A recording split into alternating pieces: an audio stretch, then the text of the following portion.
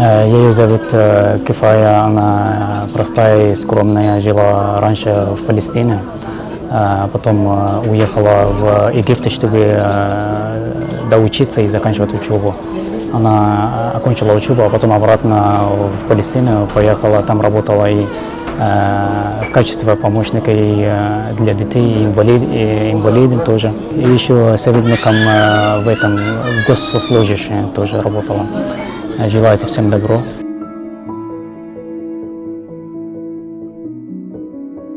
Почему назвали Палестину? У нее была это и ранняя мечта открыть заведение в Палестине, но это не получилось, поэтому по возможности решила открыть здесь и вместе с происходящим в Палестине, чтобы показывать и культуру, и идут на помощь тоже палестинцам. Что еще хотела добавить? Она любит готовить, это как обычно женщина-домохозяйка, и хотела просто показывать свои таланты и вкус.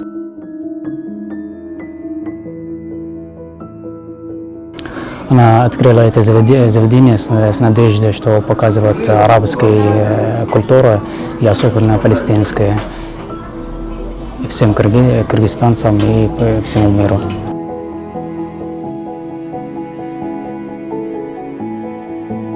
Она запустила и выбрала, конечно, есть много разных национальных арабских блюд, но она выбрала именно те, которые вкусные и популярные у нас. И хотела передать вкусом. У нас самый известный мансаф, он очень популярен, оно идет вместе с соусом. Конечно, она перечислила других остальных блюд, в основном мусахан, это с курицей, там идут ролли.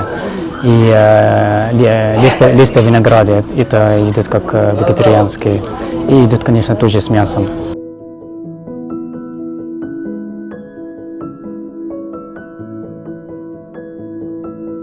Запустили еще это в качестве быстрого питания насчет фастфуда. Там ингредиенты именно арабские, из Палестины, специи привозим тоже из Иордании, чтобы передать именно арабский вкус.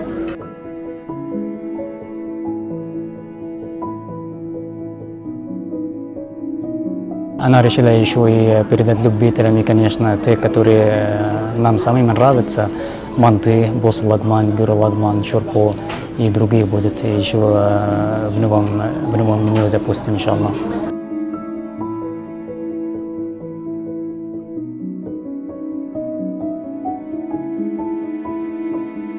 Сама страна Палестина, площадь небольшая, если сравнить с другими странами. У них помимо еды еще, допустим, вот это женское платье, она шьется именно своими руками, поэтому она и качественная, и дорогая. Люди тоже благородные, любят друг друга, между собой отношения развиты. Еще желают победы всем палестинцам.